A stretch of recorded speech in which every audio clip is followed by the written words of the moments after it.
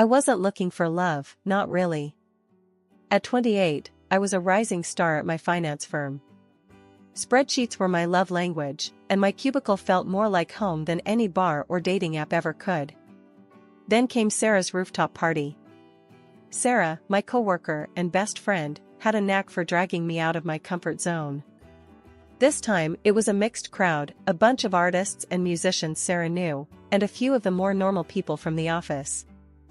That's where I saw him. He was arguing, well, more like playfully sparring, with a guy over the best way to restore a brick building. He was tall and lean, with kind eyes and a mess of dark brown hair that looked like he just ran his fingers through it. He wore a worn leather jacket over a faded t-shirt that probably had a band logo I wouldn't recognize. The opposite of my usual button-down and slacks crowd, but something about him drew me in. So, you think slapping a fresh coat of paint on history is a good idea? He was saying, a playful smile on his face. The other guy, a stocky dude with a shaved head, rolled his eyes. Hey, it preserves the structure, right? Yeah, but it erases the character, the guy in the leather jacket countered. The cracks and the wear, that's what tells the story. I found myself walking closer, drawn to their easy banter. Just then, Sarah appeared beside me, a mischievous glint in her eyes. Amelia, this is Mark, she said, nudging me forward. Mark, this is Amelia, the spreadsheet wizard I was telling you about. Mark turned, his smile widening when he saw me. Spreadsheet wizard, huh? Sounds impressive. It pays the bills, I replied, feeling a blush creep up my cheeks. But I can also hold my own in a conversation that doesn't involve amortization schedules. I winked at Sarah, who snickered. Challenge accepted, Mark said, his voice warm and inviting. So, Amelia the spreadsheet wizard, what do you think about preserving history? We ended up talking for hours about everything and nothing. He was an architect, passionate about restoring old buildings and giving them new life. I told him about my crazy hours at the firm and the satisfaction of closing a big deal. There were no awkward silences, just a comfortable flow of conversation that felt effortless. As the night wound down, we found ourselves standing by the railing, overlooking the city skyline. The air was cool, and goosebumps prickled my arms. This was fun, I admitted, surprised by the slight tremor in my voice. Yeah, he agreed, his gaze fixed on the glittering cityscape. I wouldn't mind doing this again sometime. Me neither, I blurted out before I could overthink it. We met with Mark's parents, Martha and Arthur, at a fancy restaurant they picked. The conversation flowed easily enough, at first. We talked about the wedding plans, the venue I'd booked, a beautiful old converted library, and the caterer I was stressing over. Turns out organic, locally sourced canapés are a pricey business. Then, things took a weird turn. Martha, mid-bite of her lobster bisque, which she pronounced bisky with a forced accent, suddenly fixed me with a steely gaze.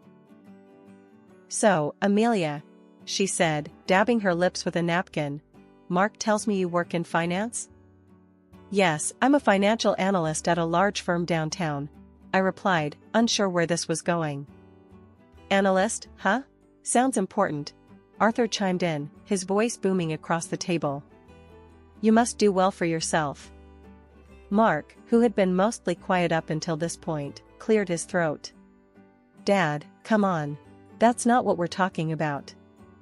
Just making conversation, son, Arthur said, waving his hand dismissively. He turned back to me. So, Amelia, you mentioned a firm? Big name, I presume? I told him the name of the firm, a global player in the financial world. A satisfied smile spread across Martha's face. Excellent, she declared. And you say you do well for yourself?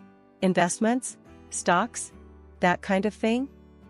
Yes, I manage a portfolio, I replied, feeling increasingly uncomfortable. This felt more like an interrogation than a meeting with my future in-laws. A portfolio, huh? Martha leaned forward, her eyes gleaming. How much are we talking about here, dear? My jaw dropped. This was outrageous. Nobody, not even family, asked questions like that. I glanced at Mark, hoping he'd step in, but he just avoided my gaze, fiddling with his breadbasket. "That's really personal information, Mrs. Miller," I said, forcing a smile. "Oh, come on, honey," Martha huffed. "We're practically family now. Isn't that right, Mark?" Mark mumbled something non-committal, his cheeks flushed pink. I decided to take matters into my own hands. "Look," I said, trying to keep my voice calm. "Money isn't everything. Mark and I love each other, and that's what matters most." "Love is great, sweetheart," Arthur chimed in again. "But let's face it, love doesn't pay the bills." I took a deep breath. This dinner was turning into a disaster. "Maybe we should stick to talking about the wedding," I suggested, hoping to change the subject. The next morning, I called my grandma. As soon as I hung up with her after recounting the dinner with Mark's parents, a wave of doubt washed over me. Her words, "greedy and selfish people," echoed in my head. But I brushed it off. Grandma could be a bit old-fashioned sometimes. Sure, Martha and Arthur were a little blunt, but they seemed genuinely happy for us. Maybe they were just a bit awkward when it came to expressing their emotions. Fast forward a few months, and wedding planning was in full swing. Everything, from the venue to the flowers, felt like pulling teeth. Whenever money came up, Mark would give a sheepish shrug and say, "Work's been a bit tight lately." His parents, bless their hearts, kept offering suggestions, cheaper venues outside the city limits, a family friend who did amazing catering for a discount meaning they'd barter for vegetables from their neighbor's garden. Needless to say, I ended up footing most of the bill. Mark, ever the charmer, would say things like, "You're amazing, honey. Handling everything like a champ." But his lack of financial contribution started to grate on me. Finally, the big day arrived. It was beautiful, the weather cooperated, the food was delicious, and most importantly, Mark and I said "I do." The only sour note was Grandma. After the ceremony, she pulled me aside, her wrinkled face etched with concern. "Amelia, honey," she said, her voice low, "be careful with those in-laws of yours. They don't have your best interests at heart." I rolled my eyes. Here we go again. "Grandma, they're just excited. They love Mark, they love me. Everything's fine." The honeymoon phase was barely over, the leftover wedding cake still sitting on the counter, when the first major in-law incident occurred. It was a Sunday morning, and Mark and I were still luxuriating in bed when a loud thump from downstairs shattered the peaceful silence. We exchanged a confused look, then Mark mumbled, "Probably the mail." Wrong. The thump was followed by a cacophony of rustling paper and muffled exclamations. Throwing on robes, we hurried downstairs to find a scene that could have been ripped straight out of a horror movie. Well, a horror movie with a lot of floral wrapping paper and gaudy gift bags. Martha and Arthur were sprawled on the living room floor, surrounded by wedding presents like vultures picking over a carcass. They were tearing into boxes, oohing and awing over some items, tossing others aside with dismissive grunts. "What in the world is going on here?" I demanded, my voice laced with disbelief. Martha, mid-unwrap, looked up and flashed a megawatt smile. "Amelia, darling. Just admiring your lovely wedding gifts." "Admiring?" I sputtered. "It looks more like you're ransacking the place." Arthur, holding up a crystal vase and squinting at it, snorted. "Relax, sweetheart. Just sorting things out. Can't have all this clutter lying around, can we?" Clutter? These were gifts, chosen with love, hopefully, by our friends and family. But before I could voice my outrage, Mark spoke up. "Maybe they should just leave the presents unopened, right?" he said, his voice mild. "Exactly," I chimed in, relieved he wasn't completely oblivious. Martha scoffed. "Don't be silly, honey. It's rude not to open presents. Besides," she added, her eyes gleaming, "we might find something truly special in here." Special for them, that much was clear. I watched in growing frustration as they picked through the gifts, setting aside anything that caught their fancy: a silver picture frame, a set of engraved wine glasses, a fancy cheese board. Finally, I couldn't take it anymore. "These are our wedding gifts," I said, my voice firm. "Not yours to take." "Look, honey," Martha said, her voice dripping with fake sweetness. "We just saw some things that would look lovely in our new house. You know, the one we're redecorating?" They were redecorating? With our wedding gifts? The anger bubbled up inside me, threatening to spill over. "What about the gift you got us?" I asked, my voice tight. Martha paused, her hand hovering over a box wrapped in fancy floral paper. She rummaged through the pile, finally pulling out a small, oddly shaped package. With a flourish, she handed it to me. I unwrapped it slowly, my heart sinking with each layer of tissue paper. Inside was a cheap glass statuette, the kind you'd find at a discount store, adorned with garish plastic flowers. My stomach churned. This was their idea of a wedding gift? Maybe Grandma was right. Maybe I'd married into a nightmare. The wedding gift incident was just the tip of the iceberg. Martha's shopping sprees became a regular occurrence. She'd call, all chipper, and ask me to join her for a girls' day out. What it actually meant was me being her unpaid personal shopper. We'd browse stores, and inevitably, Martha would find something absolutely must-have.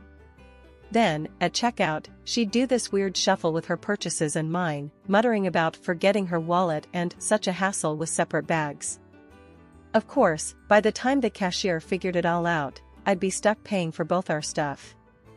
Arthur wasn't much better. Weekends were his prime visiting time. He'd waltz in unannounced, plop himself down on the couch, and proceed to spend the entire day glued to the TV, inhaling whatever snacks I had on hand.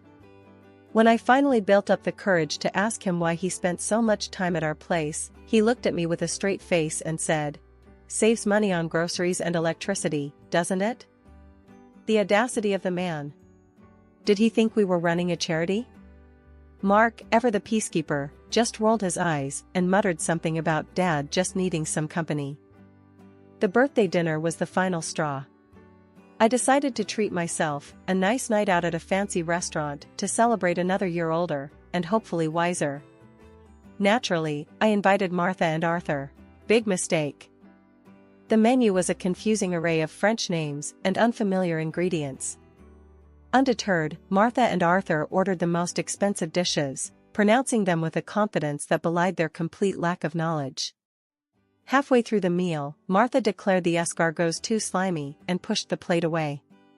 Arthur choked on a mouthful of bouillabaisse, spraying a gout of saffron broth across the table. The entire evening was a disaster. By the time the bill arrived, my blood pressure was through the roof. The cost of that meal could have fed us for a month. And guess who offered to chip in? Nope, not Mark. He just sat there, oblivious, while I choked out a strained thank you to the waiter and reached for my credit card. Back home, fuming and frustrated, I finally confronted Mark. "How can you just let your parents walk all over you like that?" I demanded. "Come on, babe," he said, dismissive. "It's not a big deal. They're just, like that." Like what? Selfish and entitled? Mark, this isn't okay. He sighed, running a hand through his hair. "Look, I love you, but you gotta pick your battles. My parents are, well, my parents. They're not gonna change." Maybe he was right. Maybe I had been naive, hoping to change them, to somehow mold them into the in-laws I'd always dreamed of. But the reality was staring me in the face. Martha and Arthur were who they were, and that wasn't going to change. The birthday dinner debacle was a turning point, but not the end. The in-law gift-giving strategy became painfully clear: shower us with cheap, impersonal trinkets on holidays and expect extravagant presents in return. A framed picture of a lighthouse for Christmas? Try a top-of-the-line espresso machine for Mother's Day, according to Martha's order. Any hint at the unbalanced value of gifts resulted in a lecture about family and not keeping score. My grandma, bless her soul, wouldn't dream of asking for anything. Every time I'd inquire about a holiday gift, she'd brush it off with "Honey, I have everything I need. Just come visit, that's all that matters." Meanwhile, Martha and Arthur treated gift-giving like a competitive sport. They'd show up unannounced, a triumphant glint in their eyes, brandishing their latest treasures. A chipped ceramic fruit bowl for Christmas? A set of mismatched oven mitts decorated with faded cartoon cats for Valentine's Day? Each offering felt like a slap in the face. The final insult came on Thanksgiving. This year, I'd opted for a quiet night in, just Mark and me, maybe order some takeout and watch a movie. But of course, Martha and Arthur had other plans. They barged in, laden with shopping bags, their faces plastered with self-satisfied grins. "Happy Thanksgiving, sweetie," Martha trilled, thrusting a brightly wrapped package at me. I unwrapped it with a sinking feeling. Inside was a gaudy scarf, the kind you might find at a gas station gift shop. Flowers were fake plastic, the fabric felt like sandpaper against my skin. "It's perfect, isn't it?" Martha beamed. "Matches your new coat perfectly." I forced a smile. The coat in question was a vintage find I'd scored at a thrift store. The scarf, well, it clashed spectacularly. "Thanks, Martha," I mumbled, trying to hide my disappointment. Arthur, meanwhile, was holding up a small box. "And for you, son," he declared, "a little something to help you unwind after a long day at work." Mark's eyes lit up. He eagerly tore into the box, revealing a pack of cheap drugstore cigars. The kind that smelled like dirty ashtrays and regret. "Thanks, Dad," he said, a genuine smile spreading across his face. That was it. The final straw. Here I was, staring at a birthday gift that insulted my taste and a husband who seemed more excited about a pack of drugstore cigars than his wife's well-being. The anger simmered inside me, threatening to boil over. But instead of exploding, I did something completely unexpected. I took a deep breath, forced a smile, and thanked them for the lovely gifts. A glimmer of hope arrived in the form of my work performance. I landed a coveted quarterly award, a hefty bonus that practically screamed, "Celebrate." Venice, with its romantic canals and rich history, had always been a dream destination. Knowing I spoke fluent Italian sealed the deal. This trip, I decided, would be a chance to reconnect with Mark, to escape the suffocating grip of his parents for a while. Except news travels fast, especially bad news to eager ears. Martha and Arthur, upon learning of our travel plans, descended like hungry vultures. "Venice, huh?" Martha cooed, her eyes gleaming with a disturbing avarice. "Sounds delightful. Always wanted to see those gondolas up close." "Actually," I said, trying to be polite, "this trip is just for Mark and me. A little romantic getaway." Arthur scoffed. "Come on, Amelia, don't be selfish. We've never been to Europe, let alone Venice. Think of the pictures." Pictures? This wasn't about a photo op with gondolas, it was about escaping their smothering presence. "I'm sorry," I said, my voice firm, "but this is a trip for two." My polite refusal triggered a meltdown of epic proportions. They called me selfish, greedy, accused me of trying to alienate Mark from his family. The worst part? Mark, ever the peacekeeper, didn't stand up for me. Instead, he mumbled something about maybe they could come along and it wouldn't be that bad. That's when I knew. This wasn't just about a trip anymore. This was about boundaries, about respect, about whether our marriage could survive his parents' constant intrusion. I looked at Mark, my voice laced with ice. "Absolutely not. This is our trip, and they are not invited." The fight that followed was brutal. Harsh words were exchanged, accusations hurled. By the end of it, a heavy silence had settled between us. We retreated to opposite ends of the apartment, a cold war brewing in our once happy home. Days blurred into one another, the silence in the apartment a constant reminder of the chasm that had opened between Mark and me. I didn't call his parents, the mere thought of their entitled whining made my stomach churn. Mark remained in his self-imposed exile, the only communication a terse "good morning" mumbled in the kitchen each day. Then, on a random Saturday morning, I woke up to an empty apartment and a sinking feeling in my gut. My phone buzzed on the nightstand, the notification sound grating on my nerves. Glancing at it, my blood ran cold. Airline ticket confirmations. 3 of them. To Venice.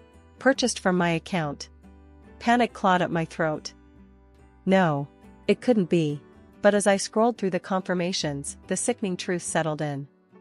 Mark, with the audacity of a seasoned thief, had used my trusted access to our bank account to book not only his own ticket to Venice, but 2 more, for his precious parents. Hotel reservations, also courtesy of my hard-earned money, confirmed my suspicions. He'd gone behind my back, completely disregarded my feelings, and booked a vacation for himself and his leech-like family with my money. The anger, hot and furious, burned away the remnants of any affection I might have had left for him. My fingers flew across the screen, canceling the return flights and hotel rooms. Next, with a steely resolve, I revoked Mark's access to my bank account. One small act of defiance in the face of their colossal selfishness. A few hours later, my phone erupted with a call. Mark's name flashed on the screen, but I let it go to voicemail. The voicemail notification arrived a moment later, his voice laced with a mixture of panic and fury. "Amelia, where the hell are you? We're supposed to be checking into the hotel. What did you do with the tickets?" I deleted the message without listening.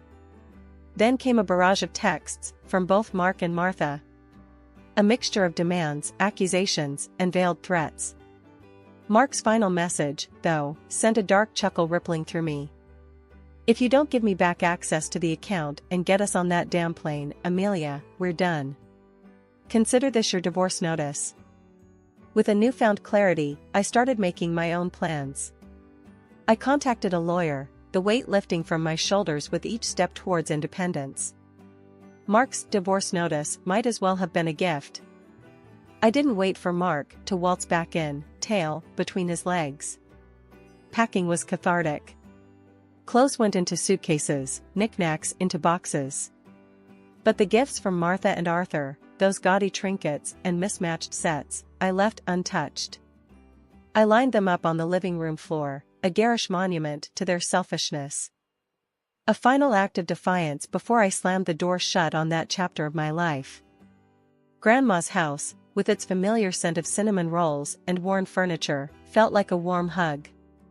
Tears streamed down my face as I recounted the entire ordeal, the hurt and anger spilling out like a dam breaking. Grandma listened patiently, a sad smile on her lips. "I told you, honey," she said softly, her voice laced with a hint of "I told you so," but mostly concern. "But sometimes you gotta learn things the hard way." "You know," I said, a newfound determination settling in my voice. "Maybe this is a good thing. Now I know what to look for, what to avoid." A few days later, a knock on the door shattered the peaceful afternoon. My heart lurched, but before I could react, Grandma ushered me towards the back room. Peeking through the curtain, I saw Mark standing there, looking lost and dejected. "Amelia, please," he pleaded, his voice thick with desperation. "Let me explain." Grandma opened the door a crack, her expression unreadable. Mark launched into a groveling apology, spewing words about realizing his mistakes and trying to distance himself from his parents. The anger that had been simmering inside me bubbled over. I barged into the hallway, a cold fury in my eyes. "Distance himself?" I scoffed.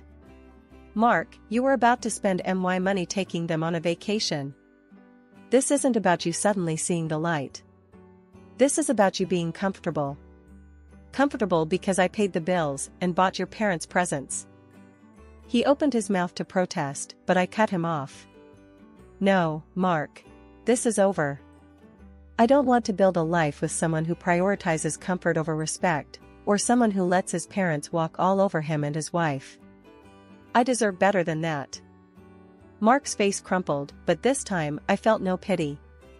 The door shut with a finality that echoed in the silence that followed. Maybe Grandma was right. Maybe this wasn't the end. Maybe it was the beginning of something new, something better.